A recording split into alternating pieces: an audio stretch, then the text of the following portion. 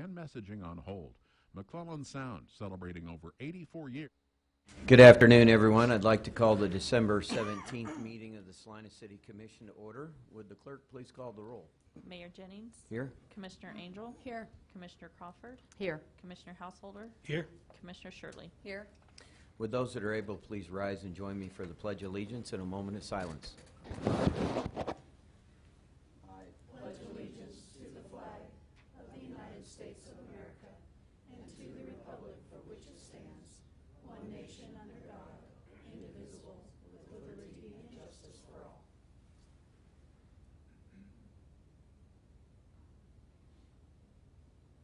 you.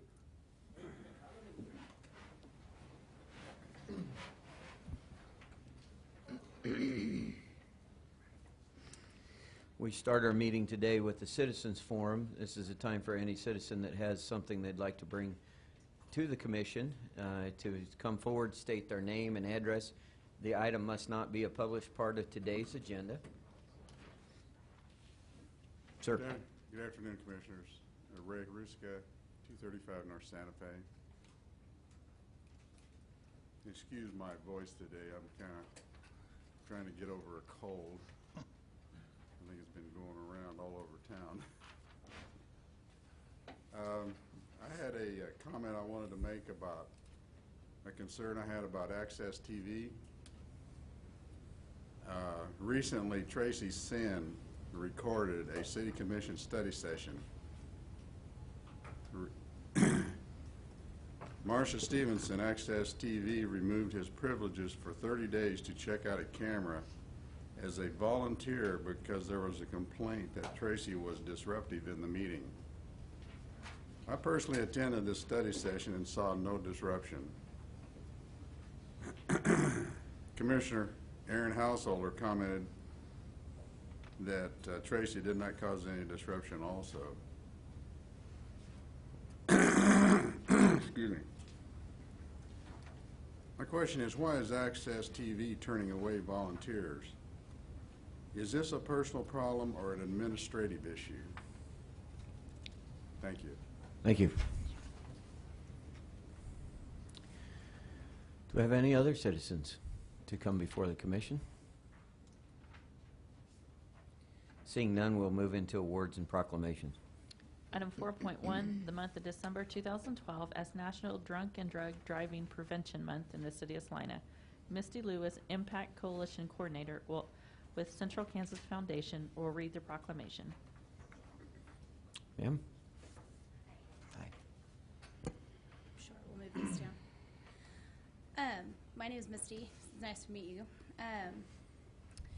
Central Kansas Foundation Prevention Services Department of the Saline County Impact Coalition Proclamation, National Impaired Driving Prevention Month. Every day, millions of Americans travel on our nation's roadways. Thousands of these drivers and passengers tragically lose their lives each year because of drunk or drug driving. During National Drunk and Drug Driving Prevention Month, also known as 3D Month, we recommit to preventing the loss of life by practicing safe driving practices and reminding others to be sober, drug-free, and safer on the road. Impaired driving and its consequences can seriously alter or even destroy lives and property in a moment. This reckless behavior not only includes drunk driving, but also the growing problem of drugged driving. Drugs, including those prescribed by a physician, can impair judgment and motor skills. It is critical that we encourage our young people and fellow citizens to make responsible decisions when driving or riding as a passenger, especially if drug use is apparent. Central Kansas Foundation Prevention Services and the Saline County Impact Coalition are dedicated to strengthening efforts against drunk and drug driving. This holiday season, the United States Department of Transportation's National Highway Traffic Safety Administration is sponsoring the campaign Drive Sober or Get Pulled Over. Thousands of police departments and law enforcement agencies across the nation will redouble their efforts to ensure impaired drivers are detected and appropriate action is taken. Additionally, Prevention Services is working with community agencies to raise public awareness about the high prevalence of drunk and drug driving in our community. As a responsible citizen, we must not go until tragedy strikes. We must take an active role in preventing debilitated driving. Individuals, families, businesses, community organizations, drug-free coalitions, and faith-based groups can promote substance abuse prevention and encourage alternative sources of transportation. By working together, we can help save countless lives and make our roadways safer for all. Now, therefore, I, Norman M. Jennings, Mayor of City of Salina, do hereby proclaim December 2012 as National Drunk and Drug Driving Prevention Month. I urge all community members to make responsible decisions and take appropriate measures to prevent drunk and drug driving. Signed this day, 17th day of December 2012, at the City of Salina, State of Kansas. In the witness thereof, the seal and the signatures of the city are affixed. Do you have any events that are going on that you'd like to share with us? Right now, we are just raising awareness with our churches and our faith-based groups. We have taken different fact sheets and information to those churches here in Saline County. We also are collaborating with two of our local cab companies here in town, Sunflower Taxi and All Radio Cab, to provide free rides home from any local bar or tavern on New Year's Eve from 10 p.m. to 3 a.m. Good, good. I have a couple of signed copies of the proclamation if you'd Thank you very like to come much. I forward. appreciate it.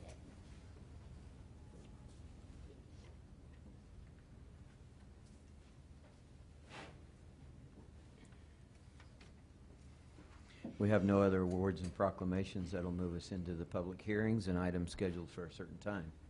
Item 5.1, public hearing on the 2012 budget amendments.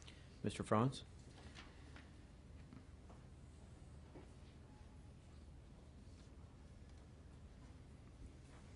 And Commissioners, thank you. As we approach year end, it's time to amend our current year budget to accommodate those mid-year modifications and changes that we need to accommodate before the end of the year. These fall into, there are four separate funds that we're suggesting that we amend. First is risk management. Risk management is an internal service fund that operates off of transfers from our other operational funds, primarily general, water, solid waste, sanitation, and so on. It appears at this point that it's going to be slightly over budget with respect to premiums, approximately $40,000 there, and then claims paid that we've paid directly are also just slightly over budget by a couple of $1,000s. We do have sufficient resources to do this, and we need to make the changes to ensure that we stay within budget. Obviously, next year we'll have to make some adjustments in our plans for the following year to accommodate the changes in the markets.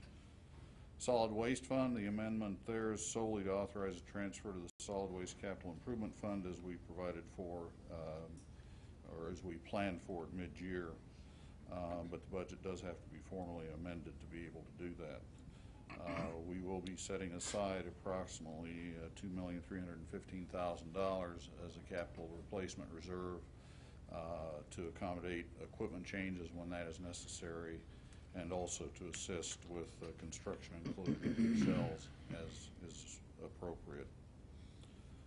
Water and Wastewater Fund, again, the purpose is to set the or actually in this case to modify the transfers to the Capital Improvements Fund to coincide with 5-year CIP and rate analysis. That amount will be increased to about $5.4 million. Again, the intention for this is to assist in paying for the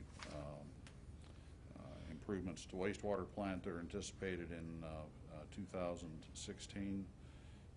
And also to provide funding to accommodate the Schilling environmental matter expenses as they might be incurred. And finally, in Tourism Convention, there's a modest increase designed to match revenues received to date, approximately $25,000 in difference. And as noted in the blue sheet, those will be distributed The Bicentennial Center operating fund, about $7,700 to bond and interest, $3,800 and some odd dollars, and then the balance to the Visit Salina group in the amount of about $14,000 for this year. The distribution of the bond and interest fund, by the way, is part of the transient guest tax designated to pay off the Bicentennial Center bonds that were issued several years ago for the improvements to Heritage Hall. I'd be glad to entertain any questions. Any questions of staff? Thank you, Mr. Franz. Do we have any public comment on this? Seeing none, I'll close the hearing, bring it back to the commission for action. Mayor, I move that we authorize the 2012 budget amendments as presented. Second. A motion and a second to approve the 2012 budget amendments as presented. All those in favor? Aye. Those opposed? That motion carried 5-0. We now move on to the consent agenda. Item 6.1, approve the minutes of December 10th, 2012. Item 6.2, award of contract for the pump station number 34, force main replacement, project number 05-1540A, to Stevens Contractors Incorporated in an amount of $66,900. Item 6.3, award of contract for the sanitary sewer improvements, project number 12-2933, to Stevens Contractors Incorporated in the amount of $114,362. Item 6.4, award of contract for the water main replacement project, Phase 4, project number 102842C, to Smoky Hill LLC in the amount of $1,244,895, and to include a 5% construction contingency for a total project amount of $1,307,139.75. Item 6.5, authorize the purchase of software and computer hardware for the TV truck from Infrastructure Technologies in the amount of $36,775. Item 6.6, authorize the conversion of Unit 763 to a tanker truck for wastewater collection by Watts Welding and Manufacturing, LLC, in the amount of $14,480, and the City of Salina Central Garage in the amount of $4,500. Item 6.7, resolution number 6957, authorizing a parking lot lease agreement with the Chamber of Commerce. Are there any items that a commissioner wishes to pull from the consent agenda? Seeing none, I'd entertain a motion for approval. I approve we do the consent agenda as presented. Second. Motion and a second to approve the consent agenda. All those in favor? Aye. Those opposed? That motion carries 5-0. Today we have no development business and a ton of administrative business. Almost Yes, literally. we do. Item 8.1, second reading ordinance number 12-10664, amending section 42-518 of Chapter 42, Article 10, Division 2 of the Salina Code, pertaining to sign regulations in the University District. This ordinance, 12-10664, was passed on first reading December the 10th. Since that time, no comments have been received. Do we have any public comment on this issue today? Seeing none, I bring it back to the commission. Mayor, I move we adopt ordinance 12-10664 on second reading. Second. A motion and a second to adopt ordinance number 12-10664 on second reading. Would the clerk please call the roll?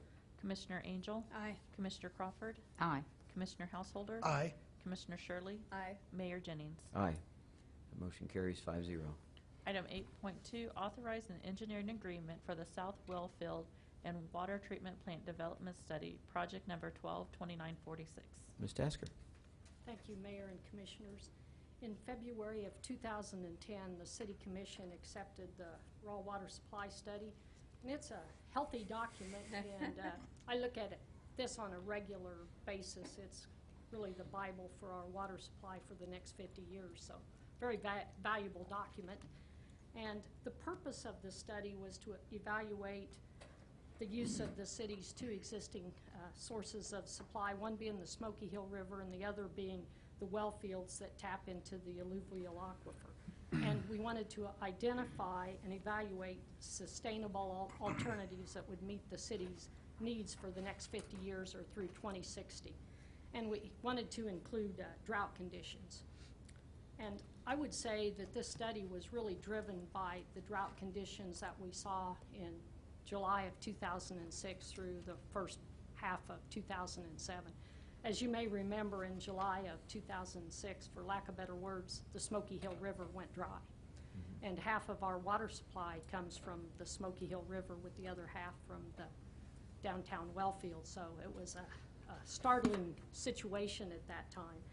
And I kind of hate to bring this up, but we're starting to see some similarities to what we saw back then. In fact, the Canopolis Lake is only about 1.5 feet above the level that it was in December of 2006. And it's been consistently dropping. So what happens when it drops real bad? for Well, lack as of it a better word? continues to drop, there's the water just isn't there to be discharged. And there's a lot of volume left that they can discharge, but the concern is there's other users out of Canopolis Lake, whether it be recreation or the Post Rock Rural Water District. At some point, they're out of water. They just can't pull water. So there's several areas that they look at for the balance of what happens there, but they can pull several more feet out of the lake before there's no water available, but creates many, many other problems for them. Would we face something like Hayes is facing now and have to tap into one of those aquifers that Hayes announced last week? What Hayes is doing is they have some storage in Cedar Bluff Lake, and they're asking for a release to put some water in the Smoky Hill River. Out in that area, Right. the Smoky Hill River has absolutely no flow. And so they're hoping this release will help recharge their groundwater supplies. So it's a pretty drastic move for them. They have not done this many times, and they hope they're not too late in the process to Right. accomplish that. Is that a scenario we could face? In years, there would be a time when the river would be dry. Right now, Canopolis Lake has some discharge volumes that they let out on a monthly basis. This summer, we did, I would say, play with those volumes that they let out. If we didn't need the water, then they held it in the lake to try to reserve some for needs of next summer. So to say never would be a dangerous statement, but at least we have a lake with some volume and close to us. And Martha, correct me if I'm wrong, but we also have a groundwater supply. So in the event that the river does run dry, our first opportunity is to try to conserve in terms of consumption so we can get by on the groundwater supply in Right. the short run. But long term, it's going to take more than that. Right. And the Smoky Hill River, the flows in the river are virtually at kind of the all-time lows. Typically, from Canopolis to Salina, it would be a gaining stream. That's not the case. Very low, around 10 or 11 CFS, which is virtually very, very low volume. Then we look at our wells. We have 3 observation wells, one on the north side of the area, one on the south, one in the middle. We call the Oakdale well, which is in the center. And currently, we are about 5 feet above what we were as far as ground levels back in December of 2006. And I believe that's due to the fact that we have actually taken every drip of water out of the river we could this summer to leave as much groundwater there for us as we move forward, because we started to see the handwriting on the wall and was concerned about where we were headed. Right. And these levels have been dropping, and in 2006, I believe we were about 4 or 5 years into the drought. This year, we're 2 years into the drought, and I guess we really don't know if it's a 2-year, 3-year, 4-year, or whatever drought. So we have been paying close attention to that all summer long. Behind the scenes, the City of Salina and the Irrigators, Division of Water Resources, and Kansas Water Office talked every week and looked at the volume of water that we needed at the city, what the irrigators needed, and tried to balance what was available to avoid the situation that we had in '06 when the river was pumped dry, and that went on all summer long. And as you know, we are in a water watch and have been since July.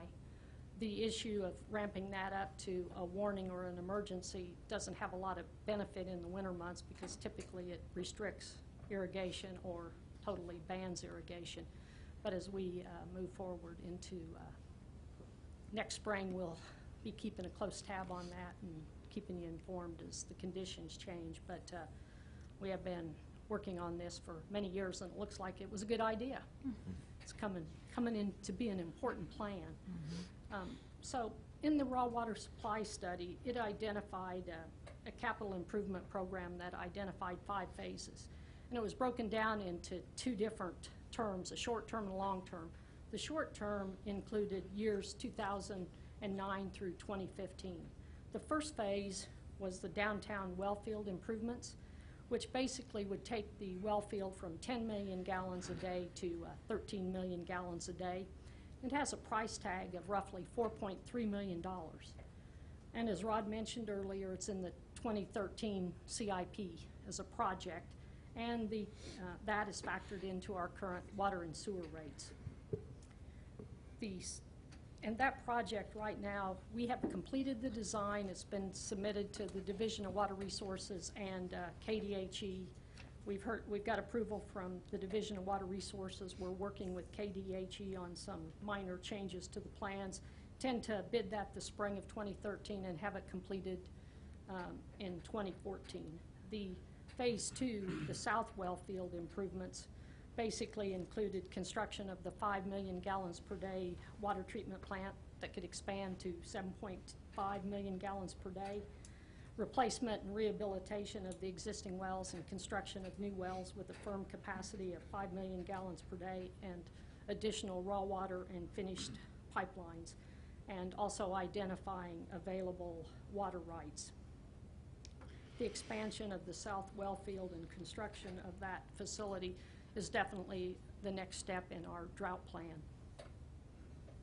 The long-term capital improvements basically went from the years 2016 through 2060, and those phases increased well capacity in the downtown well field and in the south well field, and upgrade the treatment plant from 5 million gallons a day to 7.5 million gallons per day. The 2010 raw water supply study had an estimated probable cost for the phase 2 south well field improvements at $23,180,000.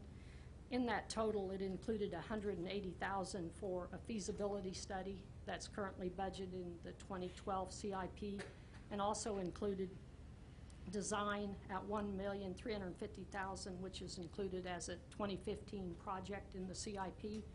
The remaining $21,650,000 is identified in projects for future review in the current capital improvement program. The attached agreement for the south well field and water plant development study is really the first step in completing the south well field improvements. The development study will document the recommended raw water supply infrastructure, including availability of additional water rights, water treatment facilities, property requirements, and all of the piping that pertains to the project.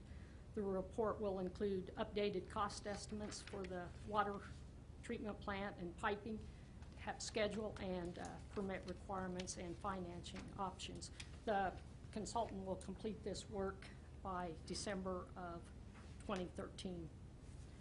The agreement before you today for the South Wellfield and Water Treatment Plant Development Study is written on the basis of an actually hourly rates and reimbursable expenses with a not-to-exceed amount of $214,300.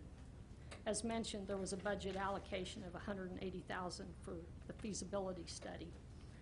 Staff reviewed the scope provided by HDR, and during that process, we determined that we needed additional testing at the 5 existing shilling wells to ensure that they would meet the capacities that we have in the future. Those wells, 3 of them we pumped 2 years ago. 2 of them have not been pumped for many, many years. We just felt it was important to go back and determine what their capacities were before we based the $20 million treatment plan on them. So that work is done by Lane Christensen Company, sub-consultant, It added roughly $27,000 to the project. The not-to-exceed amount of $214,300 is based on current dollars and includes the original work and the additional work requested by the staff. The original estimate of $180,000 was based on $2,009. The increase of the $34,300 is available from savings from other projects. Therefore, funds are available for this project. The staff offers three options for the City Commission, with the first option to authorize the mayor to enter into the engineering agreement with HDR Engineering Incorporated of Kansas City, Missouri for the South Wellfield and Water Treatment Development Study, project number 12-2946, in an amount not to exceed of $214,300. Not approve the engineering agreement is option 2, or option 3, modify the engineering agreement as directed by the City Commission. Staff recommends option 1, and I also have Don Lindeman with HDR Engineering Incorporated here, and together we would answer any questions you might have. Any questions of staff? I think I asked a lot. Thank you, by the way. Thank you, Ms. Tasker. Do we have anybody from the public that would wish to speak on this? Seeing none, I'll bring it back to the commission for any discussion and action. Mayor, I move that we authorize you to enter into the engineering agreement with HDR Engineering, Inc. for the South Wellfield and Water Treatment Development Study, project number 12-2946, in an amount not to exceed $214,300. Second. Motion and a second, allowing my self-authorization to enter into engineering agreement with HDR in an amount of not to exceed $214,300. All those in favor? Aye. Those opposed? That motion carries 5-0. Item 8.3, adopt the 2013 business plan for the Salina Bicentennial Center. Mr. Louthan. Thank you, Mr. Mayor, Commissioners. The item you have before you right now is the proposed 2013 through 2015 business plan for the Bicentennial Center. Give you a little bit of background and history. Global Spectrum started with the city, or was contracted to begin with the city on March 1st of this year, so they've operated for not quite 10 months at this point. As part of the agreement, they are required to submit each year a business plan that would cover the preceding 3 years or the upcoming 3 years, and that's what you have in front of you today. What they've utilized the first 10 months for is to try to gain some insight, learn about the facility, learn about the regional market, try to look at trends in the area that are applicable to the facility here, and develop some numbers that they believe they can meet and hit. Some of the tables that I've included in here for you to look over are, I'll notate or go through 3 of those. The first one is a prorated version, basically based on 10 months. The original contract called for 12. However, since they started in the middle of the year, it would go to 10. Their target operating margin for 10 months was $604,000, and with their variance is $711,000. Right now, that is projected to be at $740,000, or roughly $29,000 over or above what the estimate was. Another way to look at that, too, is for a 12-month version. If you take into account the full 12 months and the city's pieces that they paid, or the funds that they expended for the first 2 months, you would look at, and the target operating margin was $725,000 or $852,000, with a difference of $4,054, meaning it would be $4,002 to the good, if you were to look at it that way. Moving forward to 2013 through 15, they have proposed $600,996 for the 2013 fiscal year, $501,276 for 2014, and $450,149 for fiscal year 15. Some things of note right here that was probably worth bringing to your attention is in the first year right here, historically speaking, trends would show that the slower months are the summer months for really any facility, the June, July, August, if you will, and they did miss out on a couple of the better months, i.e. January and February historically have been better performing months. So that's something probably to note or to take into consideration. Basically, what you see on the fiscal note, we've taken some of the averages that finance has put together for us to show you an idea of how the facility has been subsidized in the past through guest tax and general fund. and what, if we were to hit these target numbers, what that would mean to the general fund moving forward. We've thrown out some averages there. If we were to hold true, and again, these are estimates, but if we were to hold true, what those numbers would reflect. We brought to basically 3 actions for you to consider. Number 1, approve the 2013 Bicentennial Center Business Plan as presented.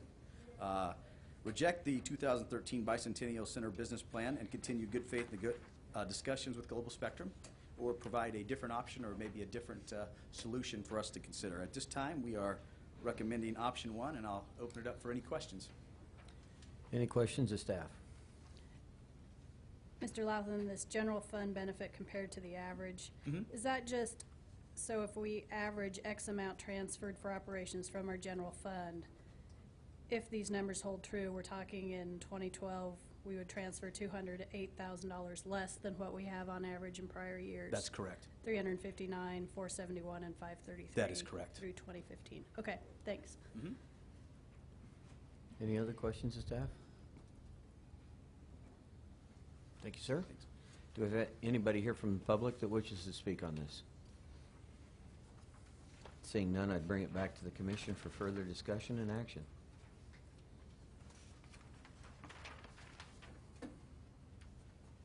Mayor, I move that we approve the 2013 Bicentennial Center Business Plan as presented. Second. Motion and a second to approve and adopt the 2013 business plan for the Bicentennial Center as presented. All those in favor? Aye. Those opposed? That motion carries 5-0. Item 8.4, approve the capital improvement plan for the Salina Bicentennial Center. Mr. Laughlin. Thank you again, Mayor and Commissioners. What you have in front of you here is the proposed CIP, or Capital Improvement Program, or plan for the Bicentennial Center. It focuses on 3 key areas: event readiness, income potential, patron enhancement, and building maintenance. And what we had tasked by the facility or the operators to do is to focus their attention on these categories and to come up with the things that they believe to be most important. This is, again, all part of the process or part of the management agreement. So what they have done is they went out and took some of the past information that we had. They've also utilized their expertise and went in and had their professionals look at the facility as well, and they've given you their recommendations moving forward. The short version is, as everyone knows, there's probably a lot of things to consider when we're talking about the CIP because there's a lot of money. It is a big chunk. But having said that, we do have some things in there that we're going to have to do either way, or probably I shouldn't say have to, but probably need to look at doing at a minimum either way. So what we have done in here is laid out basically a 2-pronged attack where they're going to really try to, if this were to be approved, begin this summer.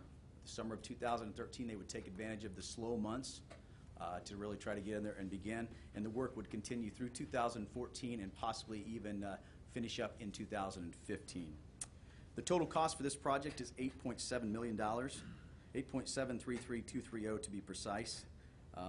It is built into the proposed CIP plan at this point and does fit within the scope of that if it is so chosen by the Commission.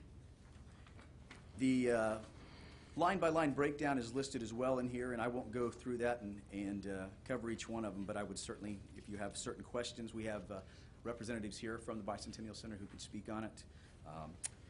But staff has thrown out 3 options for you to consider. Approve the capital improvement plan as presented for $8,733,230. Modify the capital improvement plan. Reject the capital improvement plan, or provide a different option or further direction to staff. At this point, I would again open it up for questions or comments, thoughts. Any questions of staff at this point in time? My concern is we had a study session for about an hour to request for $8.7 million. We've had health department issues that we've been working on for months. That wasn't that much. We had about half a dozen of the 65 items that were actually talked about in depth. So it's hard for me to okay something when we haven't really went over that much of it.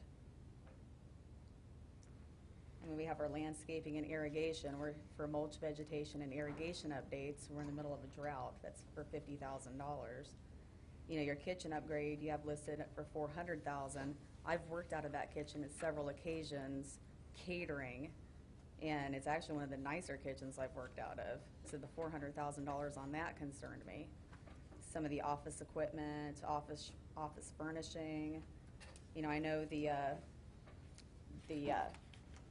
suspension needs worked on, and I know the sound system needs worked on, and I'm all for that. But some of these other ones, I just don't agree with or need more information on personally. Okay. Would you like me to try to bring Chris up to comment or talk on some of those, or He's more than welcome to. You know, if you have specific questions, I'd certainly. dressing and locker room refinishing for $140,000. Your stage equipment for $100,000. I know most artists have their own equipment, so I'm curious on what equipment exactly for that $100,000. Chris? Maybe come up and answer a few questions. Thank you. Let's go line by line. What would you like to review? Okay, I'll start with, let's see. Well, the first one I asked was the landscaping and irrigation. I said with the $50,000 and us being in a drought, the mulching, vegetation, and irrigation means watering. So how do we justify that? It's a large property. I think I'd have to stop you on that one and tell you that that's actually a requirement that we'd have if anybody built in town, to that certain landscaping standard that's within every project. So if there's a new bank building or anything, we'd still have the same requirement. It's up to us whether we have them turn on the water to take care of what building services and design services would have them build to. Is that correct, Mr. Scraggs? That is correct. Additionally, we have xeriscaping recommendations, so there is an opportunity to factor that in when the landscaping design gets Right. put together. So, you know, recognize that a lot of these are things that staff has worked with Global Spectrum on in terms of identifying the need. They are budget items. As we go forward in terms of working out the details of those, we'll have an opportunity to refine them or at least look at them for opportunities like xeriscaping. Is there an opportunity, with you saying that, is there an opportunity for things like, is the kitchen completely designed and laid out? Are those things at a point, or is that down the road where the kitchen overall cost and design could be brought back to anybody that had a concern about the way they laid out or looked? There is a design out there. Okay. We have had companies come in and basically utilizing what events we have and the number of people we're serving. That's where the number was kind of backed into. You know, our size is just too small at this point. Whether it's nice for a 30-year-old building or not, it's just not adequate space-wise. Go ahead, I was going to say, Mr. maybe, Sorry, Yeah. I might be- interrupted. are we okay on the, let's maybe just clear out some sections. Are we okay kind of on the building maintenance first? I just would rather we just make sure we're going through it, so we're not jumping back and forth, so it's a little easier for me to follow, I guess. Is there anything in the building maintenance that's a question? If not, I'll flip my page, and I just want to make sure that I'm on the same. Let's see, the landscaping was under the building maintenance, the Okay. office equipment and office furnishings. Oh, okay. How that furnishings and equipment would attract acts. Furnishings for The our office. furnishings in your yeah, I office mean, equipment. This is in phase 2 or phase 1, so Right. I mean, you're looking at furniture that hasn't been replaced in 30 years. Right, but the artist doesn't say that, and Right. is it really that necessary to get that in phase 1? I mean, if you're going to do it over the course of this project, you know, you would assume to leverage multiple projects to get the cheapest price. Okay. Does that help? And I guess I would add too that prior to Global Spectrum's involvement, staff tried to utilize a local design professional that we contracted with to help us identify the facility updates. So we kind of went into this knowing that, as Dion mentioned, the building is outdated and we've got some needs we'll need to address, whether it's privatized or not.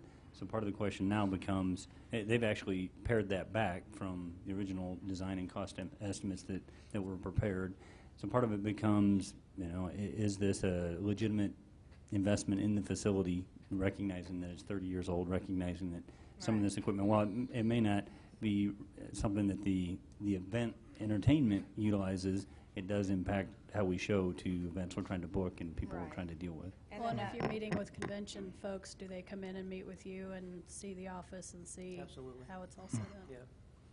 Well, then back to your kitchen and it being 30 years old, I know a lot of that equipment is not 30 years old, because I've worked on that equipment. And I know I've catered, I think it was Phillips Lighting that we did 800 people for 6 years ago on a Labor Day. So I'm just curious on the $400,000 worth of the equipment for the kitchen that's needed. 'Cause Well, when I- you touch the kitchen as far as equipment, and you're talking the construction and the layout, you have to bring everything up to code. Okay, but So we're so grandfathered. it's not up to code? No, we are grandfathered in currently, Okay. just because it hasn't been touched, so. Up when- to code is in fire safety, he's been in there Everything. writing you up? Well, we're grandfathered in. Okay. It's as safe as it can be. And the stage equipment, I was curious on, because I know most of the artists have their own equipment. That's why they have buses full of stuff they're loading and unloading. What kind of equipment would you be getting for that price? The staging is 95% done in-house. It's the sound and lights that come in, variable for each show.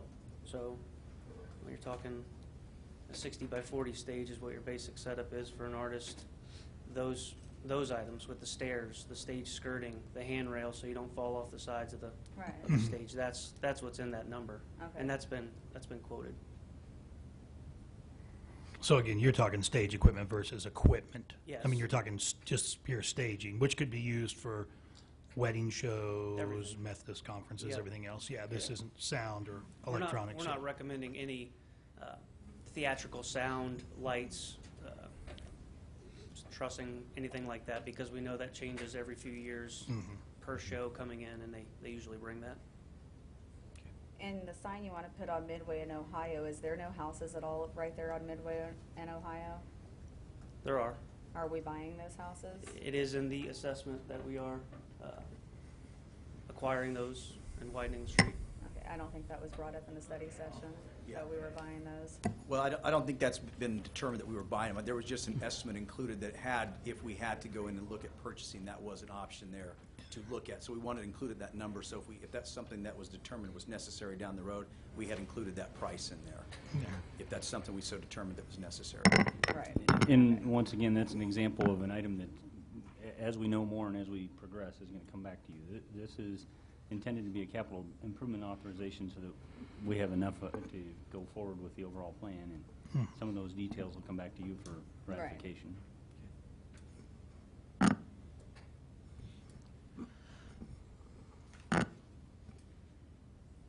Any other items? I think that's all the ones I had highlighted. Chris, just some, we've talked about some naming things. It may be completely unrelated to this, things like the scoreboard and stuff. Is that going to go down kind of more as towards our capital operating expenses? That won't be used to offset any of this or anything, will it? When you If someone were to, if it were to be the Sunflower Bank, whatever, the scoreboard or something like that, we don't anticipate that being a cost, a pay down on this sort of thing. That's more of an operating expense annual. That's how we intend to use that. Yes, sir. Should we go that way? Okay. Yep. Production. Which in the Everything's end operating. helps pay for this because we're not paying out Absolutely. capital, so, These items increase potential to generate revenue. right.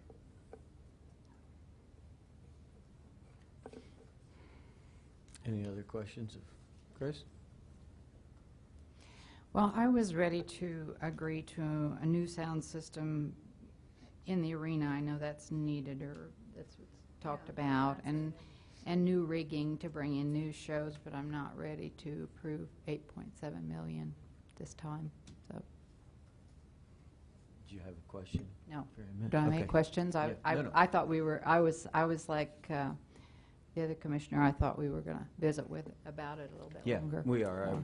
I'll get to public comment and then take us to that point. I just wanted to dismiss him, but not if somebody else still had questions. No. Okay. Thank you. Thanks, Chris. Do we have anybody from staff or from citizens that would like to speak out on this? If you could state your name and address for the record, please. My name is Tracy Sin, and I'm 340.5 South Connecticut, Salina. So far, Global Spectrum has brought in over almost $300,000 during a short period of time in Salina, which is a plus. And also, they have had opened local employment for many Salinian. And that's also a plus. To make something beautiful, you have to spend a little bit of money and make more money. And that's how you make money. Thank you. Thank you. Any other citizens who'd like to speak on this? Seeing none, I'll bring it back to the commission for discussion and action. I just want to reiterate what I said at the study session Mondays, where I believe it's a good project and it needs to be done. The only way I could vote in favor of it is with a substantial reduction in the community art and design line item.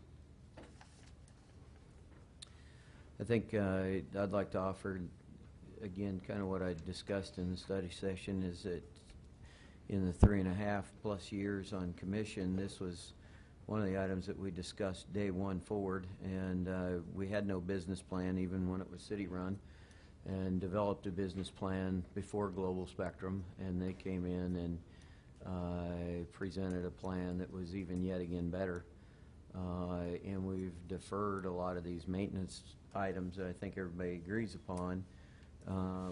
And we wanted to get to a point where the center would start to pay back by reducing the load on the general fund enough that it could finance what we were going to do with improvements for the Bicentennial Center, albeit it won't be a break-even thing for the city. So I'm in favor of the project. I would definitely accept a modification, but I'm in favor of the project. To date, it's been quite a few long years getting here. Yeah, well, and I would echo a bit of that.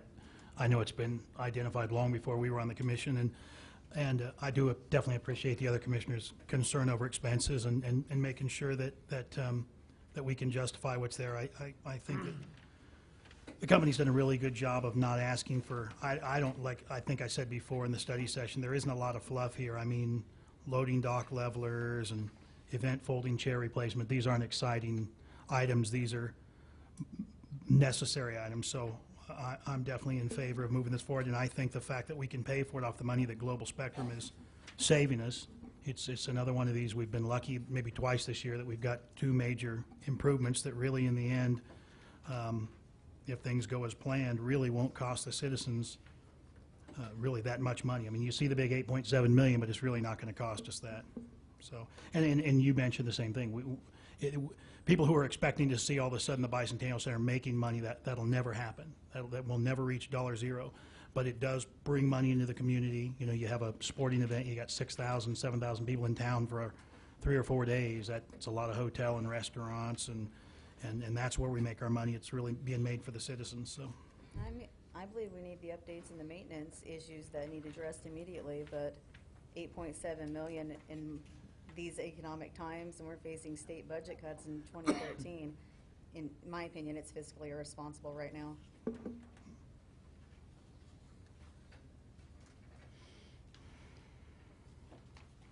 Mayor, I move that we approve the capital improvement plan for the Bicentennial Center with the one modification for community art and design being reduced to $50,000.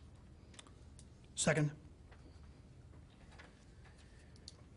We have a motion and a second to approve the project for the Bicentennial Center as presented with a modification of the community art and design line item to $50,000, so that would remove $100,000 from it. Not 250, T-O. Yeah, two. He's increasing it. Where's Brad? He's excited. He's excited. Yeah. Lowering the overall cost of the project by $100,000. Correct. Okay. We have that motion and second. All those in favor? Aye. Aye. Those opposed? Aye. That motion carries 3-2. Item 8.5, resolution number 126958, authorizing an agreement for economic development services with the Chamber of Commerce. And this is Mr. Scraggs. Thank you, Mayor. Our research of the records indicates that we've contracted with the Chamber of Commerce for economic development services dating back to 1955. And as I believe you recall, last year represented a little bit of a different approach in that our contract with them also included specific performance objectives and attached dollar amounts of compensation to those performance objectives. And so this year, what's before you has a similar, if not identical, total compensation amount with $85,000 being the base fee to be paid to the Chamber of Commerce, an additional $25,000 for Project Open, which is an ongoing program as well, and then the remaining $90,100 is broken into some performance objectives that are some of them repeat the items that were included in the prior year, and some of them represent new items this year. So the proposed agreement terms for 2013 focus on refinement of business targets, implementation of marketing initiatives, working with site consultants, and continuation of the prior performance expectations from the prior year. It retains the standard of excellence and the standard of representation language, and it's again split between the $85,000 base and the $90,100 apportionment for the 5 performance objectives. There have been conversations with chamber officials in terms of the reviewing the terms of the agreement, and they've found them satisfactory, so staff believes that the form of the agreement has served the city well over the last year, and it does a good, if not better, job in terms of communicating our expectations and performance requirements. And we believe it establishes a solid framework for the programmatic goals that we've identified. In terms of a fiscal note, the total cost for the 2013 service agreement is $200,100, with $175,100 from the general fund for general economic development services, and then the $25,000 for the Project Open funding, as I mentioned. The agreement is attached for your review. We believe that it's in compliance with the strategic plan in terms of providing the highest quality of services consistent with governing body direction.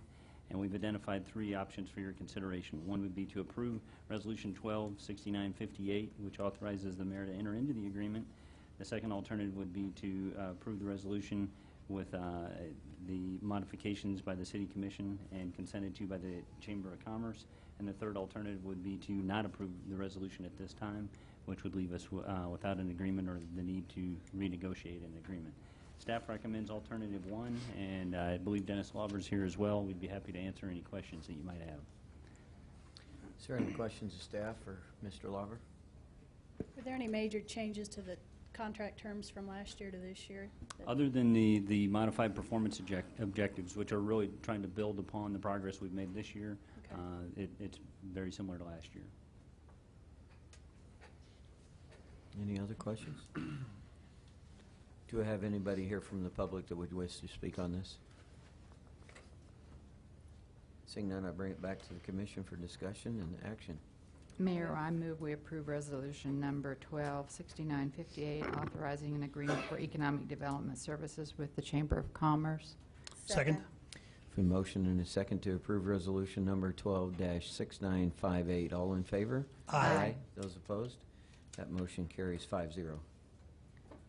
Item 8.6, resolution number 126959, authorizing a license agreement with Property Partners LLC to allow a private step and associated handrail in a public alleyway east of Santa Fe between Iron Avenue and Ash Street. Mr. Stack. Thank you, Mayor and Commissioners. This license agreement was requested by Property Partners LLC on November 9th. Some background, Mr. Bankson helped us with the background here on just the general use of public right-of-way. City streets and alleyways are in the public right-of-way. The ownership of the right-of-way is reverts back to the property owners in the event of the abandonment of the public use. So that, I guess, the mechanism that we have to use to allow something in the right-of-way is the license agreement. And occasionally, the public interest is served by allowing limited use, private use of the right-of-way in ways that do not conflict with the public use. So our license agreement is subject to termination if something were to change in the alley where we would need the space back. In the case of this alley, there is a parking lot to the east of it, so there's quite a bit of margin of room there to it doesn't. It's definitely it's going to be a protrusion into the alleyway, but not one that is, I guess, uncommon. There are a few steps around the downtown area that have protruded out into the alleyway, and they have not been an issue for street sweeping and snow removal. This step and handrail that are being proposed with this license agreement are part of a interior remodel to create some loft apartments and an office area in the old Anderson Leather Building. It's a major improvement to the downtown area, and there is an anticipated renovation that could happen on the ground floor, which into a restaurant and bar that's been announced to be the Brew Pub restaurant. So this exit would also serve as the second exit for that restaurant. Building code does require that the doors swing out into the direction of into the path of travel of the alleyway. So it cannot. So I guess the building code requires that swing that way, so that if there's a fire, people push the door out. It doesn't. You don't have to open it inwardly, which makes sense and is not really something we can compromise on with the fire code. So it has to open out. Has to swing outward. The handrail will help to keep people from walking in that area. In most of the area, there will still be some area where a person opening the door could swing out into the traveled way, but we don't feel like that is something that we can do a lot about. And the step helps to make it a much better accessible, or not accessible, but a much easier way for a person to step into the building. Basically, it's a 10-inch step there. It's hard to lower the building. There's no way to really re-engineer the downtown structures to accommodate the same grade, and this is an issue in quite a few buildings. We feel like we are stepping out with this license agreement to the point of this will probably be not uncommon coming back to you in the future. So we had to try to do our best to compromise on the step and the handrail, basically. The building official has reviewed this proposed step and railing in light of the applicable building codes. Gary Hobby and Elvin DeVorce were instrumental in helping me write this blue sheet. Mike Scragg actually finished it up, so it was kind of a group effort. So I guess, trying to think of anything else here. I guess, yeah, I've attached some pictures of alleyways in the downtown area and talked about the dimensions are fairly similar to the gas meter that's already there and an electric box that's protruding into the alley, so it's not going to be a major impact to the alley as far as operations go or anybody running into the area. So I guess our conformance with the strategic plan is that downtown will be a thriving and vibrant place, and this definitely is a good development, and this is kind of a compromise settlement to help make this a better entrance to be used. And the following options is we recommend adopting resolution 126959 to approve the license agreement. We can deny it and give staff further direction, and I will entertain questions, and I have a group here to help me. Yeah, if I can, I'd actually add one thing, and that is, Dan is correct that it's likely that we'll see additional requests for license agreements just based on the number of steps that are already in that alleyway. From a building plan and remodeling perspective, staff is aware of and will try to be mindful of when a project comes in, seeing if there are alternatives to avoid that first, but in certain instances it just isn't practical. Any questions of staff? Thank you, Mr. Stack. Do we have anybody from the public wishing to speak on this? Seeing none, I bring it back to the commission for discussion and action. Mayor, I move that we adopt Resolution 12-6959, the license agreement with Property Partners LLC to allow a private step and associated handrail in a public alleyway east of Santa Fe Drive between Iron Avenue and Ash Street. Second. We have a motion and a second to approve resolution number 12-6959. All those in favor? Aye. Those opposed? That motion carries 5-0. Item 8.7, resolution number 126960, amending the City of Salina Personnel Manual. Ms. Fisher. Thank you, Mayor and Commissioners. Before you are several articles that we are proposing to revise, and the bulk of those are to allow us to transition from a 24 to a 26 pay period payroll calendar. Article 2, 10, 15, 16, we've provided the proposed revisions, but the main items are really, you'll notice a different amount of accrual, different numbers. It's really just changing the math and the way those are divided. Really no changes to the benefits per se for the employees. On Article 21, I will point out the FLSA cycle for the firefighters. We are proposing changing from 21 days to 14, so then the cycles would marry each other. Currently, the 21-day cycle does not match up with anything with our pay calendar, and there's a lot of additional work that goes into trying to calculate and figure out.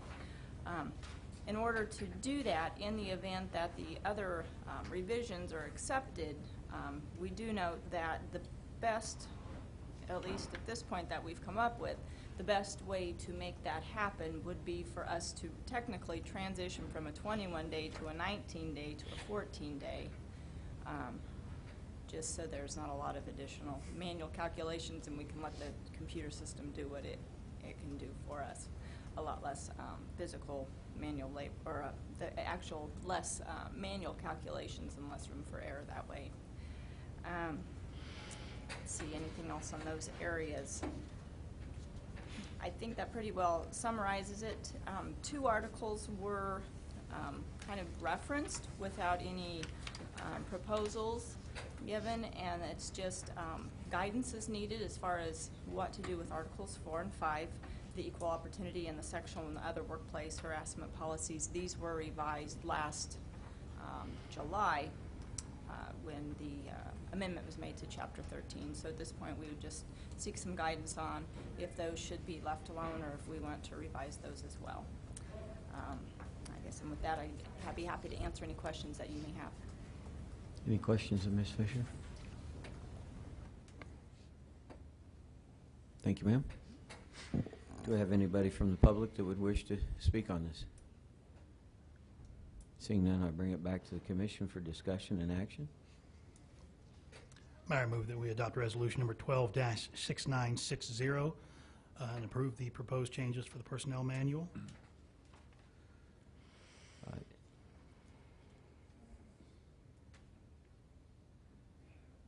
That motion dies for a lack of a second. We can go into further discussion and further motions.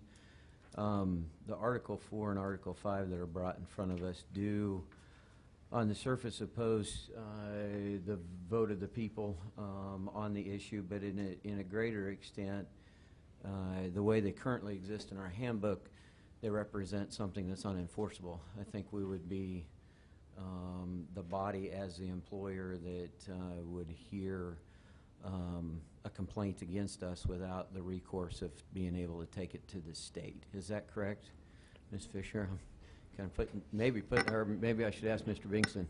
Okay, let me ask Mr. Bingston. Okay. Yes.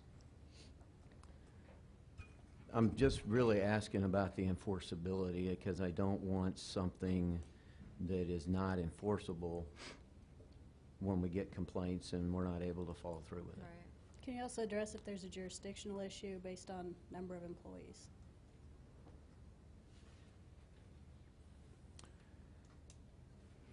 The number of city employees?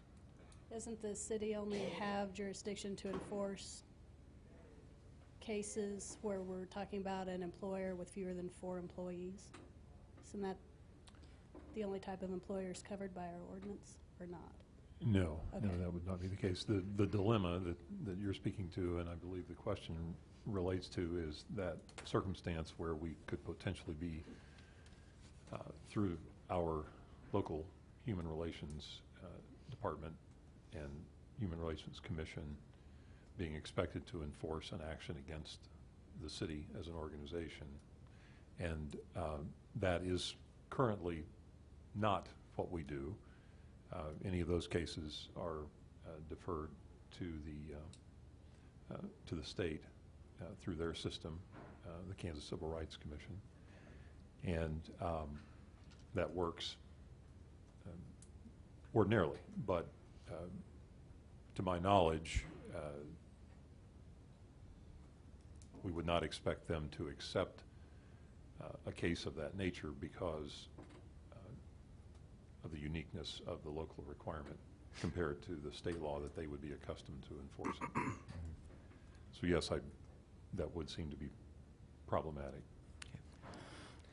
But if it's in our manual, in our policy, it is simply a city policy. If the city says, we're going to hire these, this is acceptable for us, it's just a city policy, right? Until there's a claim. That Yeah, we aren't there is that, abiding by. and I understand your point, and unfortunately, that does still leave the dilemma of if there was a claim that we did not abide by that self-imposed requirement. That's the dilemma. Still actionable though, right? No. Well, we don't follow our I own think- policy? Well, no, it'd only be actionable by us investigating it as the employer being complained about. Right. If you So it's- investigate Do we not ourselves. do that already on certain aspects of our own employment manual? Is everything in our employment manual resolved only through Kansas law? I don't think that's the No. case. No, that's true. And I understand the point that everyone is making, both points. One would expect to abide by those rules. Right. But as you know, that's what cases are made of when there is a difference in perception of whether they have been abided by or not. Sure. So that is the dilemma. Yeah, I just don't want to be misled that we can't have Article 4 and 5 in our city manual, our personnel manual, because the state doesn't support it. I mean, I just want to be clear that we can write in there whatever we want, pretty much, provided it doesn't infringe on any of those other state or federally protected. I mean, there are plenty of issues within our employment manuals, I said earlier, that aren't, I suppose you could say, law. I mean, there could be certain work requirements, or, I haven't read the personnel manual, I have to admit. I just don't want this being misled that we have to remove those because we've removed this law. That's simply not the case. Well, but what other provision of the manual doesn't allow for someone to make a claim and be heard by a neutral third party? I think there's probably numerous things we have in here. Give me an example. Well, I mean, I think employee complaints, is there a state law about that? Well, yeah, Usually they could file those- suit if they needed to. Those are usually handled internally, is my experience, As- and oftentimes conciliated or resolved internally, and I suppose that was what As would with happen. these. Yeah. As with these. I think K-State and like I think Kansas Wesleyan, different Yeah. ones have it in their policy. So I say that I this, think that's what you're saying. this could just simply be a policy. I mean, which it would be internally or whatever, however reviewed. I just don't want somebody up here selling the idea that these have to go away because it's no longer a state law. So you think the city should set it up so that it has to investigate its own employee to determine if the ordinance is violated? 80% of Fortune 500 companies have sexual orientation and gender identity policies in place. Very few states have it. So That's you a tell me how yes? those 80% of those Fortune 500 professional companies deal with these things internally and we can't? Yes? The answer's yes? That's what you want to do? That we can't You deal wanna with s- our own internal policies? I guess the answer's yes, although you don't want to answer the question, that's fine. No, I mean, I was asking, the question. We can't deal with these things internally? Okay. It's fine if you want to have an unenforceable policy in the handbook, just so everyone knows that's what you're in favor of. You're telling, is your answer, Greg, that this is unenforceable? On an appeal. Well, those are two different questions. No, exactly. Let's not misdirect my question. My question is, can we write this in our manual as a city policy that says the city of Salina, as an employer, does not discriminate based on this, and would it be actionable, quote, internally? I mean, we would still look at it as an internal policy. If we didn't hire based on that, or as the city manager looked at a case where maybe a department head discriminated based on this, there could be actions taken against that department head who may have discriminated or whatever. Internally, it requires no state law, it requires nothing. This could simply be part of our employment manual, as it is 80% of the Fortune 500 companies in this country. Is that correct? I'll put it this way, rather than, I'm going to try to answer both of your questions, and I think you're both correct. It's a matter of Policy. at which level you are concerned about the enforceability. As a personnel policy, it can certainly be enforced internally. There is generally not a remedy beyond that, and I believe that's what the other commissioners are speaking to. So, as I say, that is the dilemma, if you want to call it a dilemma, and I think it's a matter of which level might be of concern, but it certainly could be in place as a local policy to be administered within the organization. As a practical matter, that's, to my knowledge, as far as it could go. Not that that wouldn't be abided by as best as humanly possible. But if there was a controversy or a dispute about that, being a matter, a personnel matter in this context, an employment matter, that would generally then be a matter for ultimate decision by the city manager. Sure. It would not give the type of recourse that I think the other commissioners are expressing concern about. Right. So I think it's a matter of the level of concern with which each of you might wish to analyze the prudence of having such a policy. Sure. Yep, and I Commissioner Householder, I completely understand your point, and I don't doubt that with properly worded manuals that we can't police things in-house, and then with a Human Relations Commission that views without bias on both sides, be it the employer or the employee, and can remain factual and neutral, then you can resolve it to that point, but you're always going to have one part that might not agree with the outcome.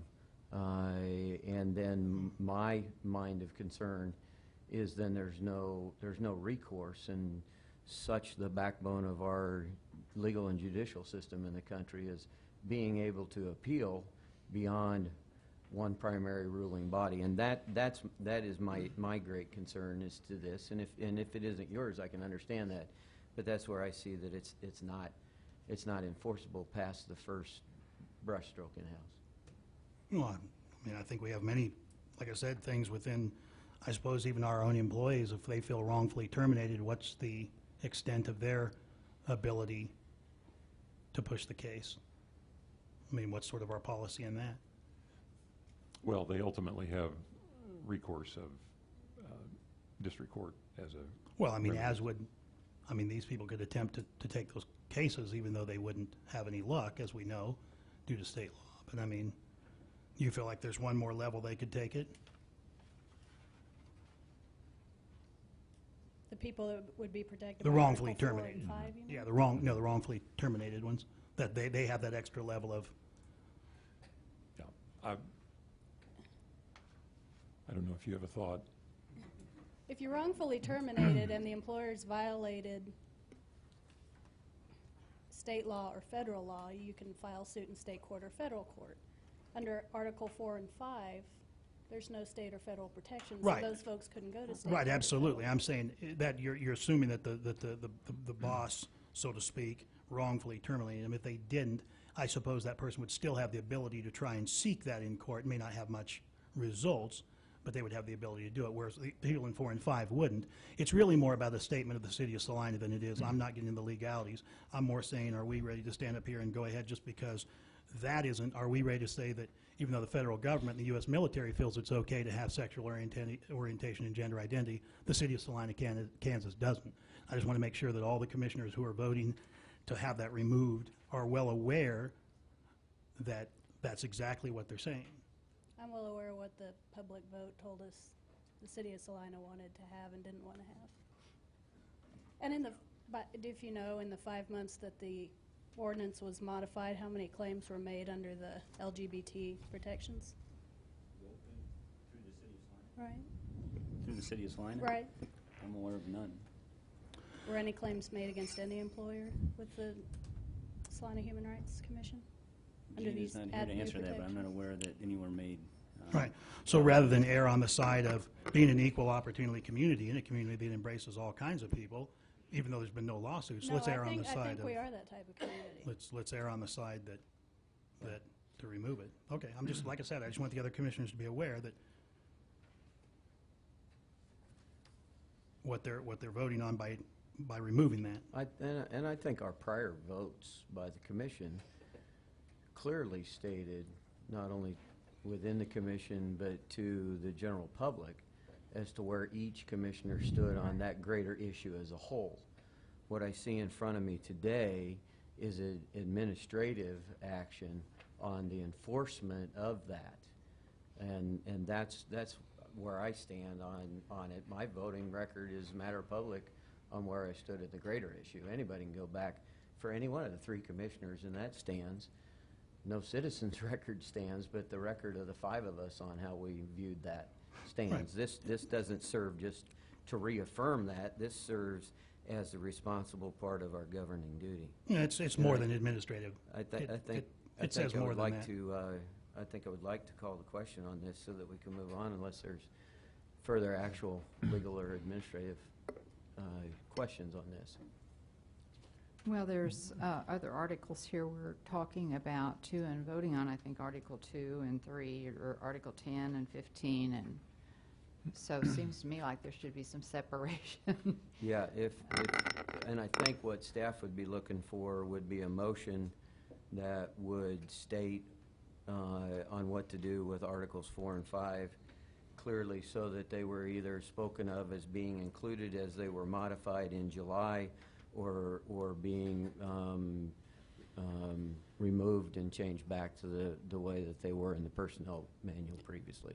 Correct. What's before you leaves it, the language in place as it was amended in July of this year. Mhm. If your direction is to remove that language, then references to sexual orientation and gender identity would need to be struck from Article 4 entitled Equal Opportunity, struck from Article 5, Section 1 entitled Purpose, and Article 5, Section 2, Subsection 1, the definition of harassment. So depending on the Commission's preference, that you either do nothing in that regard and it stays in, or you strike those three sections and it comes out. Well, it seems to me that, and I understand Commissioner Householder's concern, after having run the Human Relations Department for a number of years, it doesn't, you can internally, the appeal would be to the city manager on this kind of complaint. It would be not enforceable any other way, unless it was for some reason wrongful termination for some other reason. Now, that's the way I would understand it. I might be wrong, but I worked with it for a number of years. So I don't think that, just I think having it in our speaks to what kind of city we are if we want to be an equal opportunity city, but I don't think that it's not enforceable for that city employee. I mean, we're assuming the city manager is a good and fair man, and he would follow the policy as written out in front of him, correct? I mean, that's my point. I mean, I'm saying if he is the man that we think he is, and I think we know he is, he would simply follow the rule as it's written. And the level of appeal, I mean, yes, granted, it's still his opinion whether that happened or not, and he's still ultimately the judgment of that ordinance. I still think to remove him from the process and say that there would be no success should something like this actually take place would be unfair to him. I think if it remains in there, I think, and the case were raised and it was a legitimate complaint, I have no doubt the city manager would judge accordingly to what is in the personnel manual. I don't question the competence of our city manager. I think we have stood as a body where we've heard appeals on different things that have gone through the city manager, and people weren't in favor of that outcome. Given that, I'd make a motion as to the removal of Article 4 and Article 5. as far as the modifications that were made in July to our personnel manual, and that we include Articles 2, 10, 15, 16, and 21 as presented. Second. We have Mayor, a I'm sorry. I do have at whatever point might be appropriate, I had a question or a point to make, if I could. May I suggest that I'm feeling a little bit remiss in terms of being prepared to answer fully. If anyone's vote is dependent upon being fully advised on what an individual employee's rights might be, in the case of, if you were to leave the expanded protected classes in place, and if one's vote is dependent upon our advising you on precisely what that employee's rights would be in the event of an alleged violation, I don't feel like I've answered that question completely for you, and would be happy to try to do that as quickly as possible. I didn't anticipate the question as well as I should have in terms of all of our preparations for today. But if that's what anyone's vote is turning upon, I'm fearful that we haven't fully answered that question. Are you thinking there might be a claim because we violated our own personnel manual? That's what I'm thinking there might very well be a basis for, and obviously want to be careful as to when we venture into what would be privileged communications, but that is that's the area of concern. Excuse me. So, Greg, procedurally, if that is a concern for a commissioner, at this point, the appropriate thing would be to make a motion to postpone. If that is a concern of theirs, we could take up postponement to research that issue. Otherwise, without postponement, it could go forward. Correct.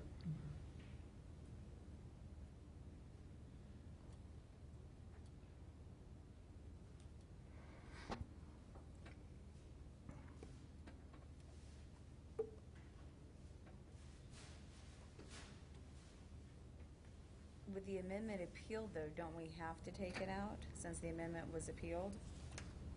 No. That's where my confusion lies. This, Because we had the vote and it was appealed.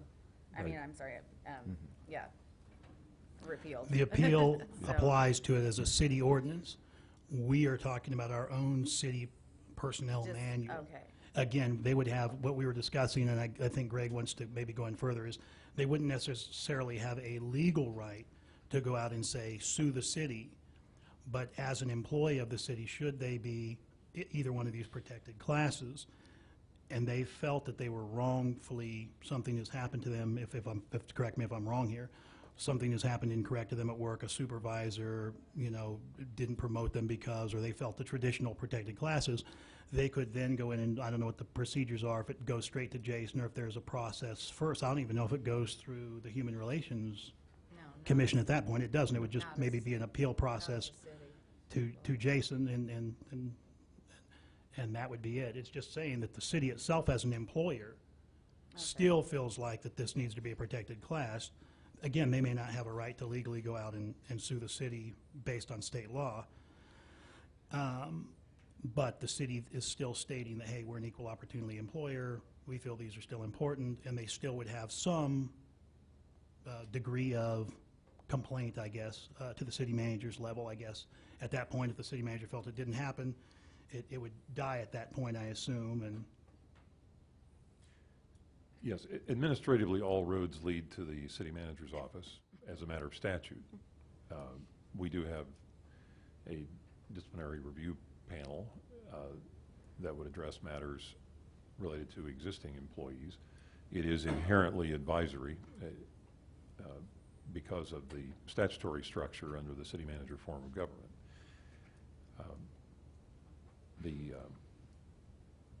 So, yes. so again, it's a employment decision versus city So, ordinance. in the middle of the motion, with a motion and a second, we stand at this point in time, if somebody is not fully legally equipped, they may need to make an appeal for the motion to be removed. That would certainly be one approach, Mayor, and I'm sorry my timing wasn't very good either.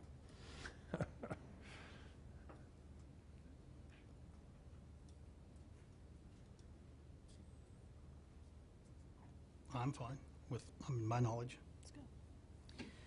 We have a motion and a second for the approval of resolution number 12-6960 for Articles 2, 10, 15, 16, and 21 is presented, and for Articles 4 and 5 to be removed as presented and modified the way that they existed in the personnel manual before July of this year, July 23rd, 2012. All those in favor? Aye. Those opposed? Aye. Aye. That motion carries 3-2.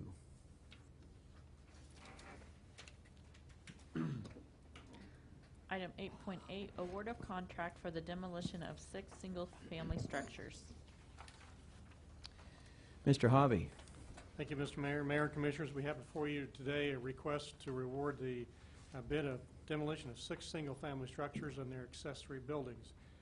We have gone through the process according to city code and state statutes and followed everything that is required of us to do to demolish these homes. We have also sent out to bid to the contractors locally in Salina, and those licensed to the city of Salina, a request to receive bids for demolition of these 6 structures. We received 2 bids back on October 31st, and we have a 60-day window in which time we can accept either or these bids. As of Friday, or Thursday actually, when we published this notice, we had not received complete compliance with the lowest bid contractor, Deal Construction, and we have, up to date, not received 100% of the required documents we need from Deal Construction. And so each bidder, and when they put in their bid packets, also gave us a bid bond, at which time we would, if we accept the bids for the second bidder, would then require the low bidder, the Deal Construction, to forfeit their bond at this particular time. The second thing is the 60-day period that we want to bring to your attention does end by the end of this year. This is your last chance this year to accept either or of the bids that were placed before you. City staff would recommend then we'd move to the options for you today to move to option number 2, where we would determine that the low bidder of Deal Construction has failed to satisfy the bid requirements, and we would ask then for the project to be bid to TNR Dirt Construction, amount of $58,420.07. City staff would be more than glad to stand for any questions you would have on this project. Questions of staff?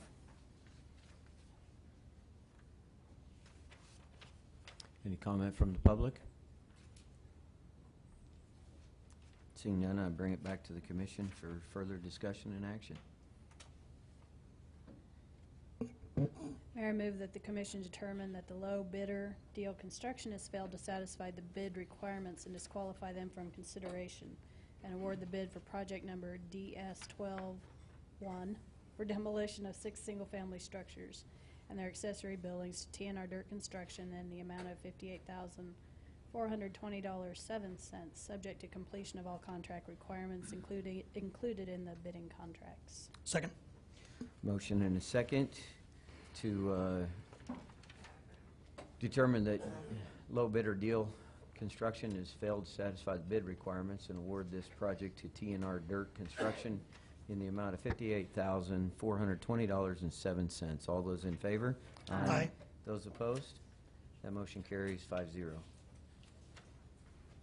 Item 8.9, resolution number 126961, approving a consent decree in the case of the City of Salina versus United States of America, United States District Court for the District Court of Kansas at Kansas City, case number 10 CV 02298 CM DJW among the United States of America and those collectively referred to as public entities including Kansas State University, USD number 305, Saline County, State of Kansas, City of Salina, and the Salina Airport Authority, and in approving an interlocal cooperation agreement to be entered among the public entities.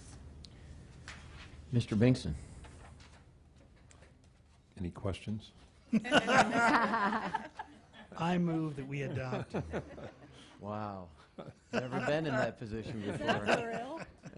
No questions, but I think we have a lot of you to thank for this whole resolution. Yes. I have some questions.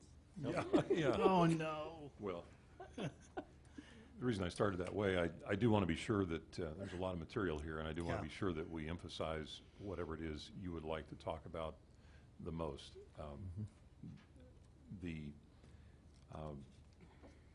We are, of course, dealing with the former Schilling Air Force Base site. We know that it was operated by the Department of Defense from 1942 until 1965, first as the Smoky Hill Army Airfield and subsequently as the Schilling Air Force Base. I can't help but hearken back to being absolutely mystified as a third grader living out on Roach Street when our next door neighbor, Major Ferencamp, would come back and come home for dinner, and I knew that early in the morning hours of that same day he had been in NATO maneuvers over Spain. I just couldn't comprehend that. That's difficult to comprehend now, but that is what was occurring. Now, what we didn't know and what wasn't discussed was that the B-47 that he was flying in order to do that, and the KC-135 that likely refueled that aircraft so that it could get to Spain and back to Salina, Kansas in that period of time, was washed down with gunk, possibly that evening.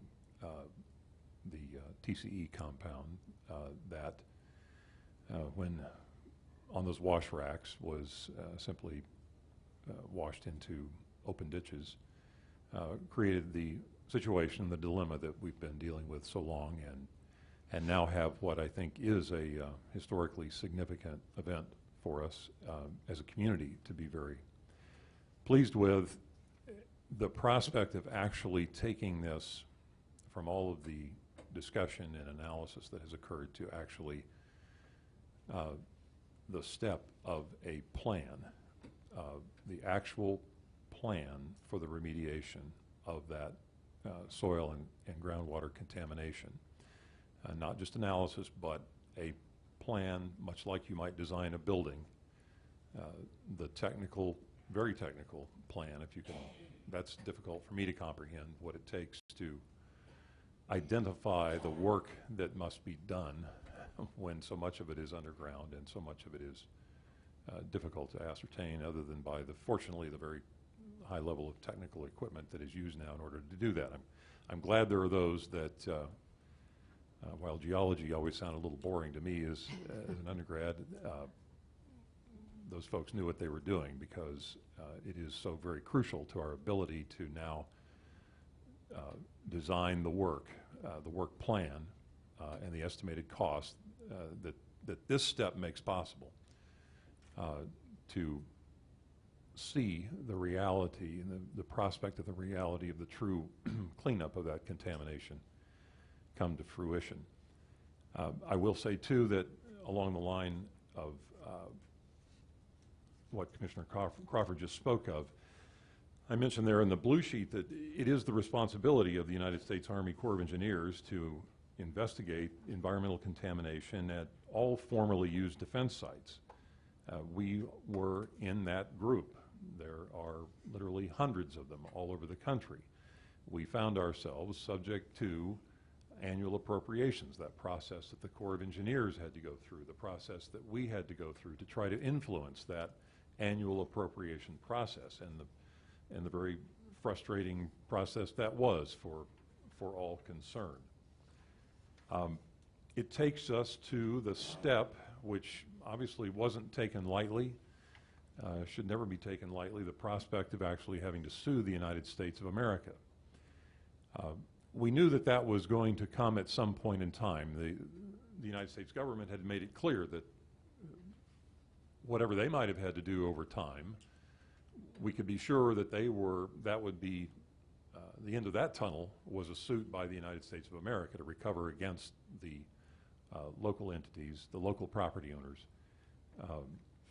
what they believe to be our responsibility in terms of those costs.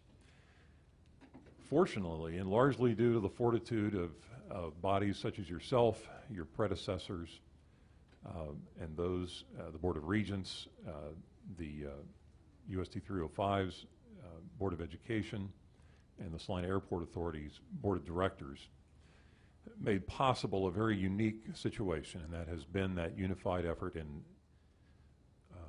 I can say I have never, in all of these years, I've never seen that break down, whether it be at the level of elected officials or appointed officials, and certainly not among those chief executive officers that have been directing this work. It has been a phenomena that would rarely be duplicated elsewhere. Our Environmental Council has been astounded at the level of cooperation among the public entities, and I think the United States government has as well, in terms of the diligence and the fortitude and the unified effort that has been presented from day one in this effort.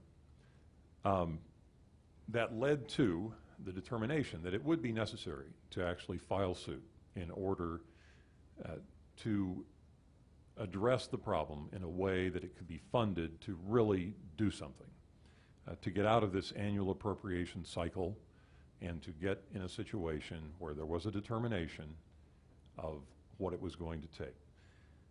That, as you know, led to a mediation process, and that is what brings us today to consideration of the consent decree, the first item that you're actually asked to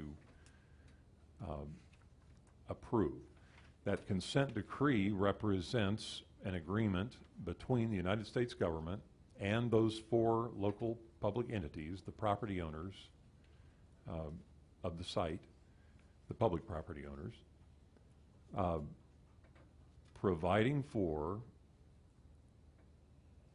the settlement of the estimated, what are called the estimated RIFS costs, the remedial investigation and feasibility study that gets us to that corrective action decision administered by KDHE. That work that remains, but what will generate the plan for the actual remediation process. As I said, much like you might design a building. We're at that stage where we are looking at what work will actually be done and what do we expect it to cost. That's a significant step. It's a required step in any environmental remediation process of this nature. What is unique is that through this consent decree, through the mediation process that transpired with the United States government, the estimated cost of that work, of getting through to having that full plan of work through that corrective action decision, is $9,363,000, a significant sum of money, 90% of which will be paid by the United States government. 10% of that to be paid by the local entities. A key aspect of that, a crucial aspect of that, was, in my opinion, the foresight exhibited by your city manager and this governing body in recognizing the significance of this matter as it relates to the future of the city's water supply and how that affects all of those public entities in this question and obviously all of the citizens, business, industry, every aspect of our community is so dependent upon that water supply. The preliminary commitment on this governing body's part is what enabled this to advance to this stage, and for us to be able to move not only to a situation where that level of funding will be made possible through the United States government, but also on a model in which the 4 public entities have control over the work that is done, the time frame that that's done, how it is done, with the benefit, of course, of regulatory oversight that has been delegated by EPA to the Kansas Department of Health and Environment. So you have the state of Kansas through KDHE, and they've been very helpful throughout this entire process. It's of great interest to them that this matter is resolved. But most significantly, the ability for those dollars to be available, to be administered through the public entities in order to see to it that this work is done. Maybe I should stop there and to see if there are any questions in relation to the consent decree and what that means for the community. My questions are all on the interlocal agreement. Okay. Well, if I may, I'm sorry. I'm sorry. No, go right ahead. I was just going to say that this culminates, at least for me, and I'm sure the other commissioners, a campaign when I was campaigning for this, and I don't know anybody that's ever done that knows how hard it is. But one of the things that I wanted to see done was to get this plume. I mean, I worry about the water I drink. So I greatly appreciate the work that you've done, Greg, as well as the other entities that are involved. I greatly appreciate that, and I remember well when my husband came home and showed me some gunk one time, not knowing what that was at all, and not knowing that that actually, when used on an airplane to clean it, went down into the groundwater. So. Yes. Well, and I certainly at one point, I hope it's appropriate, and maybe this is the time, and certainly the backbone of any of this type of effort, as we've talked about, are the governing bodies and the appointed officials that make this all possible. But I do think we would be remiss, and I appreciate your expression of appreciation, Commissioner. I assure you that most of my job throughout this has just been trying to keep up with what all has transpired and how we might expedite whatever we could in order to achieve this sort of accomplishment. But it really does, in the case of K-State Salina, as you might imagine, Dean Dennis Kuhlman, a significant impact on our ability to achieve these goals, followed now with the new CEO and Dean, Verna Fitzsimmons, who has jumped right in and is fully up to speed on the situation. And K-State's counsel, Pete Poxtel, is certainly a very active role. The school district's role goes clear back to Dr. Gary Norris. He always thought we should call 60 Minutes, and we stopped a little short of that, but sometimes we wondered if he was right. But certainly the efforts of Dr. Rob Winter and now Bill Hall, with his tenure being fairly new, but he is certainly fully up to speed, was actively involved in the mediation, and we've had obviously great support from USD 305. Could go on all evening about what Tim Rogers has done, and I think you all are very well aware of that from the Airport Authority standpoint, and he has the prize of being the CEO that has been in it since the beginning. And then, of course, here, right here at home with the city, Dennis Kissinger played a huge role in the recognition that if we didn't attack this now and step up and make sure that it was addressed, that was just a matter of kicking the can down the road, and that some point in time, long after the Department of Defense had stepped away from it, we would likely still be left with it. So the fact that it was as aggressively pursued as it has been was largely due to Dennis's foresight in that regard. And as you know, Jason obviously picked up on that and has taken a real leadership role in terms of the city's role in this work. And I'd be remiss too, even back with Eileen Gaekwada, our initial environmental council's efforts before Eileen and her family relocated to Oregon, and then our work with Special Environmental Counsel Mark Johnson and Bob Driscoll of the Stinson firm out of their Kansas City office. They, of course, led the charge, if you will, in terms of the work and the litigation with the United States and the mediation efforts. So their work has been extraordinary on behalf of Salina.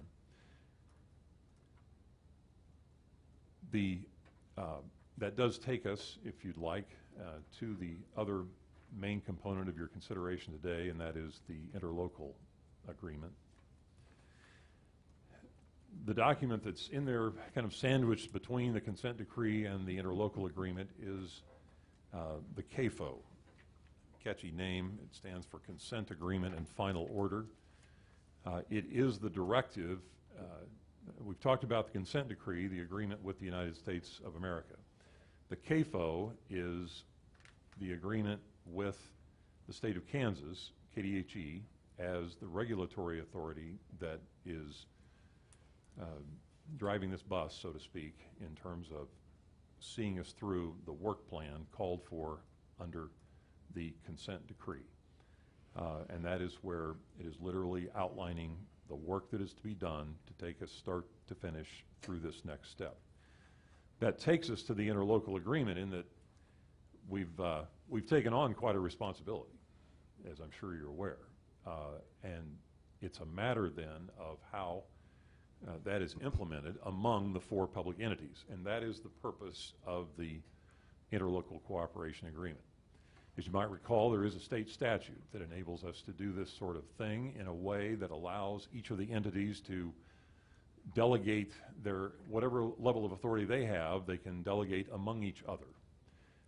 And there's a certain element of this as we try to administer this significant undertaking. So that is why that's why that format was chosen as the best model to approach this sort of project. Have to have a certain set of acronyms and definitions. Those are all in there. And I'd be happy to answer any questions if anybody had questions about those. Of course, we want to be sure that we receive the money from the federal government.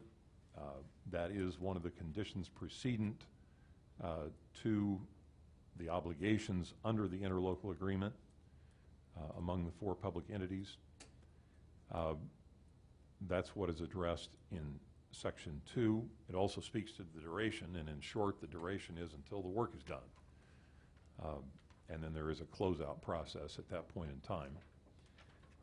One of the things that the statute determines or asks that we address is whether it's necessary for a separate entity to be created in order to carry out the work. It was the thought of the CEOs that that would not be necessary, that that might tend to actually to take on its own identity, take on its own set of expenses, and we've obviously, I think, done well among the public entities not having to have a separate entity thus far, and instead you will see that a lot of the focus, as it has been, is continuing to utilize this executive group of the chief administrative or chief executive officers of those four public entities.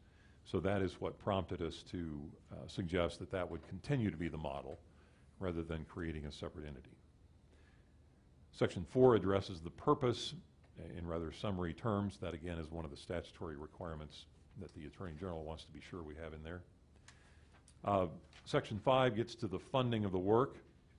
We've talked a little bit about that in terms of how that $9,363,000 would be addressed, and that will be handled through what is referred to as the SAFB, or Shilling Air Force Base RIFS fund.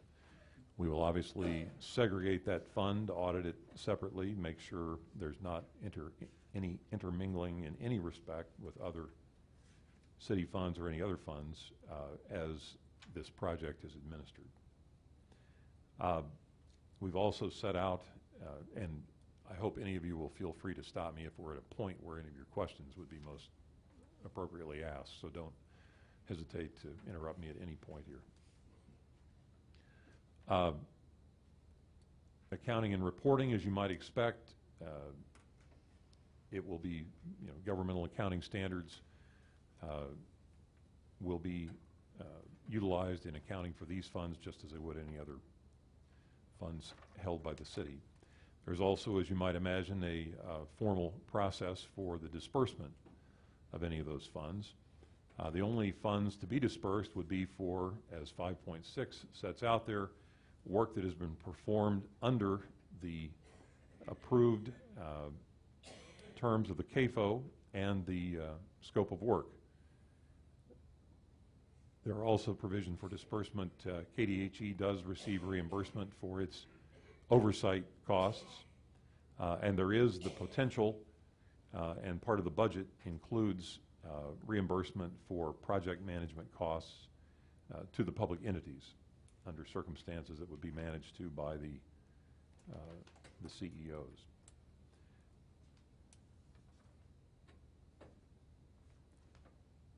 It's possible, and actually some of the longer sections of that Section 5 we hope not to have to get into, but it's possible. The city, in taking care of the local share, we do have that 10% of what is the estimated cost of this work. It's theoretically possible that there would be additional work required as the work progresses under, that would be determined by KDHE. If that has to be paid for, there's the possibility of that cost being shared on the same percentage basis, but there is a process whereby if we disagree with KDHE's thought that there is additional work that is required, there is an administrative process for addressing any dispute that might arise along that line. You do also have the possibility of, the theoretical possibility of cost overruns in any of those categories. Again, there's a process for going back, reviewing that with the federal government, doing whatever might be necessary, if it is necessary, to look at any of those additional RIFS costs. Certainly hope that the budgeting has been such that we would not ever have to undertake that process, but if it is necessary, provision's been made for that. It's also addressed in a way that the city, with the stake that the city has in that, what would be the local share of the cost of any of that work, the city is certainly in a leadership role in terms of determining the course of action taken, but once that course of action is determined by the city, the other public entities have agreed that that would be a unified front and pursued collectively. Mr. Banks, and that's where my questions come up, is the city's footing the $1 million bill under 5.1 and then paying for any additional work under 5.10, but I don't see any provision whereby we get reimbursed a share from USD 305, K-State, or the state of Kansas for their proportionate share of the work. That's correct. And the plan, as it has been laid out, anticipates that that would be managed to as carefully as possible, but along the same line as the basis for the city undertaking the local share. That was the approach taken with regard to that theoretical possibility for additional costs. And then under 6.2, it looks like to me that even though the city's paying for it, all the other public entities have the same say-so in determining what course of action is taken or if more money is spent and how much, because they're all on equal footing on this executive group. The executive group is, and I think, however, if you look to the, for instance, in 5.10.1, okay, if we're looking at the additional work right, not covered by the original CAFO, the intent was if the United, if you don't mind my reading a bit. No, go ahead. If the United States timely informs the public entities that it will not reimburse the public entities for any costs or expenses resulting from modifications or proposed modifications, and the United States believes they are not consistent with the scope of work, and the city, in consultation with the executive group, concludes that the CAFO modifications. That's just one example. I think you will see consistently that, yes, that we anticipated that the city would consult with that executive group in each of those instances where there was an additional cost at stake. But Final determination. but that the city, anytime that it's a matter of cost to the city, the ultimate discretion is with the city as to going forward in terms of either opposing that or in some way addressing that question. And once that determination is made by the city, the executive group would still, or the public entities would still, in tandem, join in pursuing whatever that position might be. And why aren't the costs being shared as in the same manner that they have been up to this point with attorney fees, mediation costs, all those other costs we've incurred to get here, we've shared the cost? That question I would certainly want to look to Mr. Scragg to be sure if he wanted to address that first, but it is primarily consistent with that concept of the significance of previously we were all operating as the various property owners, sharing in the cost that it took to get to this point. With the significance of the work and the ultimate cleanup in relation to the health, safety, and welfare of the public at large, and the relationship between the city's operation of the water utility and the funding resources through the water utility in order to address that concern was in essence the logic, as I understand it, behind that policy decision. So the desire first came for us to kind of be in the driver's seat making decisions, and then in order to accomplish that, we said, okay, we'll pay for the full cost of the study? I think that may be part of it. I think the other issue, and Greg can correct me if I'm wrong, but as property owners and tenants out there, all the four public entities got identified as potential responsible parties on the front end in terms of that litigation. But now that we're on the tail end of a consent decree and getting a plan in place, it's kind of, as Greg mentioned, when you look at the exposure and the responsibility, we've got the city with the broadest responsibility in terms of water supply. The airport authority, in some respects, is a subset of the city in terms of levying their taxes. And that leaves you K-State and USD 305, who really have facilities out there, but it didn't seem that proportionally they had the responsibility and the obligation that we do as the broader public entity. Okay. That's a good point. Those are all my questions. Okay. Carry on. All right. I move that we. Yeah, well, and I'll tell you, there is one, and I know we need to keep moving, and there is one more point that I do want to make sure everybody is aware of. Also, because of the city's role in the financing, the opportunity, if you want to call it that, or the responsibility of ultimate decisions on awarding of contracts has been left with the city as well. So you will be presented with, all of this work is to be performed on the basis of contracts. And the process for approving those, they'll be with the recommendation of the executive group, but they will come before you for ultimate approval, just as any other city contract might come before you. And that's largely what the type of thing that Section 6 deals with. You also have the circumstance that I want to make sure everyone is well aware of, and that has to do with, there are two types of contracts that you'll be dealing with, two types of consultants. The first is that general consultant.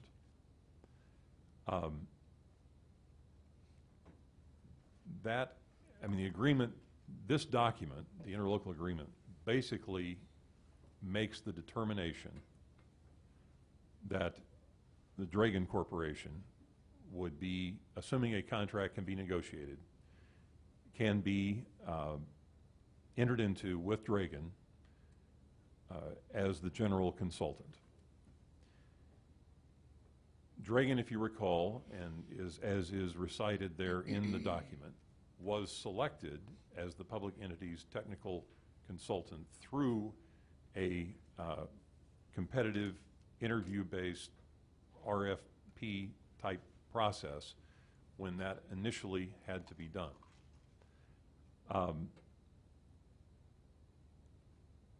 We could go on all evening about what all Dragon has done, the depth of their familiarity with the project. Long story short, it became apparent as this scope of work was developed and frankly negotiated between Dragon and Barnes & McDonnell as the experts for the Department of Defense, that the budget was vetted in a negotiation scenario, coupled with what all Dragon brings to the picture in terms of their familiarity and work at the site, that it was just incomprehensible that anyone else could truly fulfill that role in getting the project done and the consultants identified and so forth in the time frame required under the consent decree and the CAFO. That the recommendation was to go ahead and simply acknowledge that they were the only reasonable choice as the general consultant. So there will ultimately be proposed to you a contract with Dragon. It will be for a significant part, certainly by far the majority of the cost of this project. Now, they have a number of subcontractors that they will be working with in order to get the job done. And to the extent possible, there was work segregated as much as possible that would be done by what are referred to as the specialized contractors. Frankly, they will operate much like subs of Dragon's in terms of Dragon's overall supervision of the project. And frankly, and Dragon's well aware of this, Dragon would not be paid as they might otherwise be for arranging or having that subcontractor. These would just be direct contracts with the city for the type of work that could be segregated and awarded separately through you as the city's governing body. So to the extent it could be structured in a way that assured as much as highly a competitive environment as possible for that specified work, but yet relying upon Dragon as we have, that's what resulted in this combination of roles between the general consultant and those specialized contractors. That's the main point that I obviously didn't want to there to be any there to be any surprises as far as the next step would be the awarding of that significant contract with Dragon to actually get started doing the work. The rest, largely the types of things that you would expect to see in any sort of agreement, and I don't expect you want to talk about. Would anybody like to talk about it? Do we have anybody here from the public that would like to speak out on this? What? Seeing none, I'd bring it back to the commission for action. Mayor, I move that we adopt, let me get back to my main page here. I'd also noticed there was no other options. Did you like that? On the action to recommend, there wasn't even a you might not want to adopt this. Mayor, I move that we adopt resolution number 12-6961. Second. Motion and a second to adopt resolution number 12-6961. All those in favor? Aye. Those opposed? That motion carries 5-0. Okay. May I move we recess into executive session for 15 minutes prior to item 8.10 to discuss a legal counsel matter subject to attorney-client privilege for the reason that public discussion of those matters would waive the privilege and adversely affect the city's interest in those matters, and reconvene at 6:18. Commissioners, I PM. keep interrupting motions, and I apologize That's for okay. that. I think we can do it in 10 if we 10 want. minutes, even better, even better. We better say 15 with 6:18 second. So, We have a motion and a second to move into executive session for 10 minutes and return at 6:15. All those in favor? Aye. Those opposed? We are now in executive session, set to return in 10 minutes.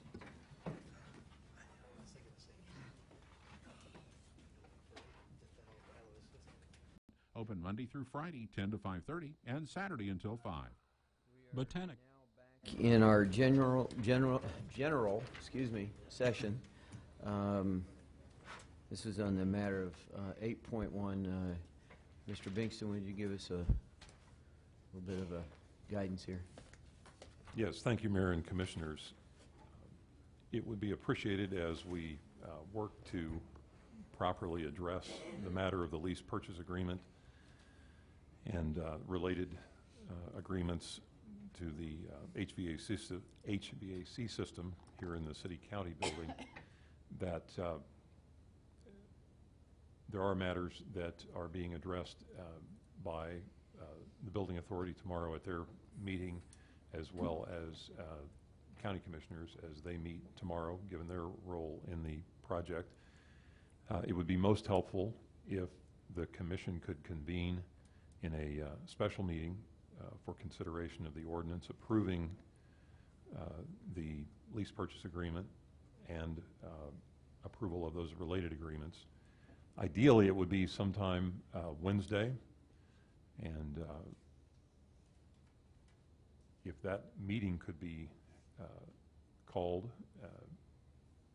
it would be helpful then to defer this item 8.1 that was on your agenda today as the item that would be considered at that special meeting.